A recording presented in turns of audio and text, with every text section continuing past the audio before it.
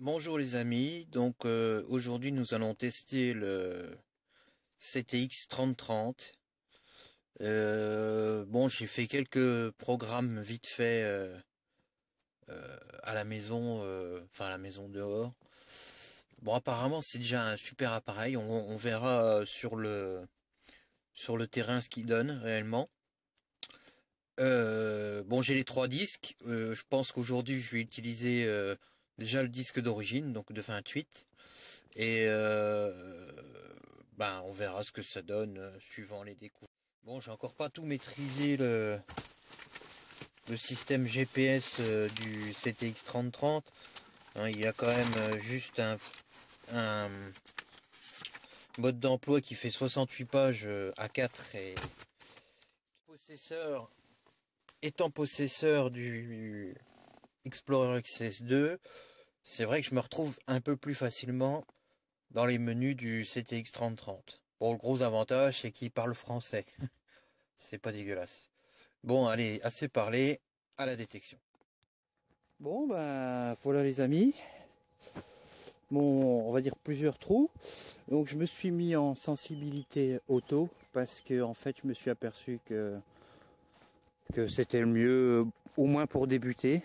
Et donc, après deux trous, une capsule d'aluminium et un morceau de plomb, une balle quoi de plomb plus exactement, voilà ce qui apparaît. Alors, je sais pas si vous voyez très bien parce que c'est pas ma caméra habituelle. Non, oui, si, ça y est. C'est un denier, je pense, de la République. Hein, et voilà, il est là. Bon, c'est un denier saucé apparemment. Hein, parce que il y a des taches vertes qui ont du mal à apparaître. Et ce qui m'étonne, c'est que, je sais pas si vous voyez au bout de mon gant, là, il y avait un trou déjà d'un camarade. Alors, deux mots sur ce spot. J'appelle spot pourquoi? Parce que c'est bien sûr, ce n'est pas un site archéologique, loin de là, hein, puisque ce n'est juste que des terres de la Meuse qui ont été curées et qui ont été rejetées sur les berges. Donc toutes ces terres ce curage a eu lieu dans les années 60, hein, et dans ce fameux curage, on trouve de tout, beaucoup de pollution, hein, ça il n'y a pas de mystère, énormément de pollution, d'aluminium, de plomb, et j'en passe et des meilleurs, et quelquefois on a de belles découvertes comme ici, donc ce denier donc je pense que de la République. Voilà, à bientôt. Voilà les amis, donc encore un trou. Bon là c'est, je sais pas trop ce que c'est. Hein, c'est une petite truc, un petit objet en bronze. On sait pas trop ce que c'est. Un morceau. Hein. De toute façon c'est un morceau. On voit que c'est cassé là. Mais bon, c'est pas ça le plus intéressant. Le plus intéressant, bon, c'est que j'ai trouvé déjà une bonne profondeur. Je dirais dans les 20 bons centimètres passés. Mais je vous ferai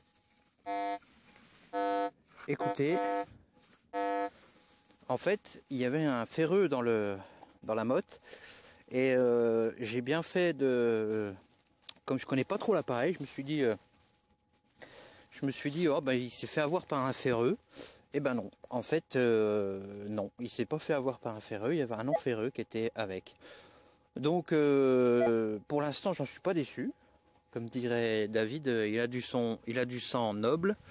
Bon, j'ai remarqué d'après les tests que j'ai fait à la maison, en fait je tourne en deux tons dans des milieux très pollués comme donc ces bouts de curage, je tourne en deux tons et je trouve que il est beaucoup plus réactif en deux tons, hein. Donc le multiton je le garde pour la forêt qui est vachement plus agréable. Je vous ferai sûrement une vidéo plus tard. Pour l'instant je vais continuer à rôder ce CTX. Pour l'instant je ne suis vraiment pas déçu. La puissance est vraiment là.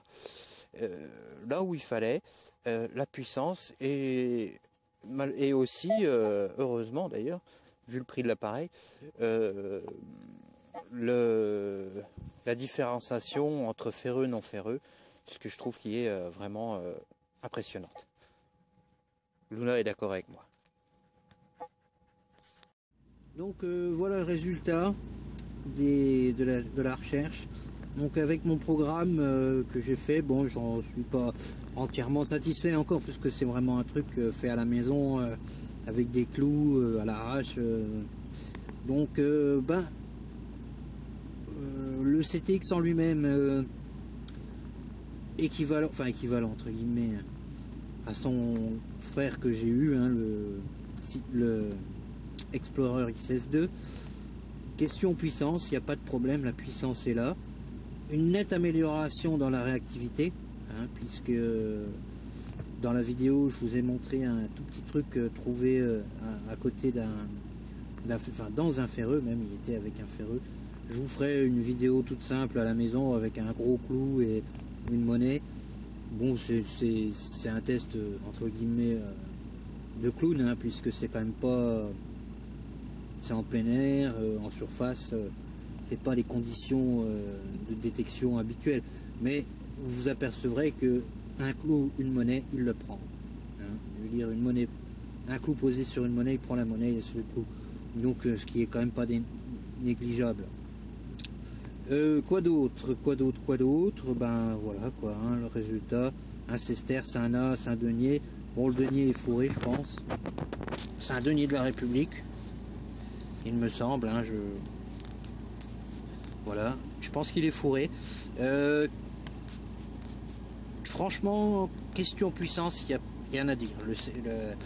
Le CTX est là, hein, je tournais en sensibilité auto. J'étais en moyenne entre 16 et 16, entre 14 et 16, alors que ça va jusqu'à 30 et quelques, il me semble, sur le CTX. Bon, la sensibilité auto, l'avantage c'est qu'on n'a pas de faux signaux, hein. Donc certes on doit perdre, mais c'est vachement plus agréable à détecter. Mais bon, quand on dit on doit perdre, quand vous voyez la puissance, les trous que j'ai fait pour ces monnaies, c'est impressionnant. Donc voilà. J'espère que cette vidéo vous plaira, il y en aura d'autres. Je terminerai à la maison par un petit résumé de mon programme, qui est tout simple, hein, vraiment tout simple. J'espère que il vous plaira, et si vous avez d'autres idées sur ces programmes-là, n'hésitez pas, je suis très preneur. Merci.